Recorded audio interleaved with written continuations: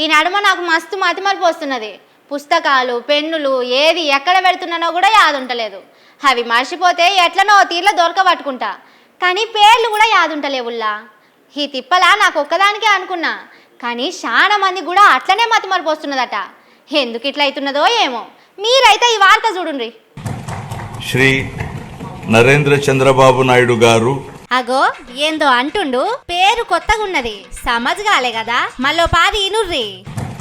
శ్రీ నరేంద్ర చంద్రబాబు నాయుడు గారు ఈ సారు పేరు అబ్దుల్ నజీర్, పక్క రాష్ట్రం ఆంధ్రప్రదేశ్ కు గవర్నరు.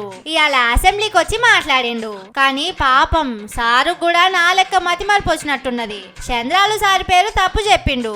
అయినా ఆంధ్రలా సైకిల్ పార్టీ పువ్వు పార్టీ పొత్తుల సర్కారు ఉన్నది కదా, అందుకే సగం మోడీ సారు పేరు చెప్పి మిగిలిన సగం చంద్రాలు సారు పేరు చెప్పినట్టున్నాడు. లేకపోతే మోడీ సారు మీద భక్తితోని ఏది చూసినా నరేంద్ర అని అనిపిస్తున్నదో, కానీ నజీరు సారు ఆంధ్రాలో ఉన్నాడు కాబట్టి బచాయించిండు. అదే తెలంగాణలుండి రేవంతన్ సార్ పేరు మర్చిపోతే ఈ పార్టీకి అరెస్ట్ చేసి జైలు ఎదురు కావచ్చునని పబ్లిక్ మాట్లాడుకుంటున్నారు.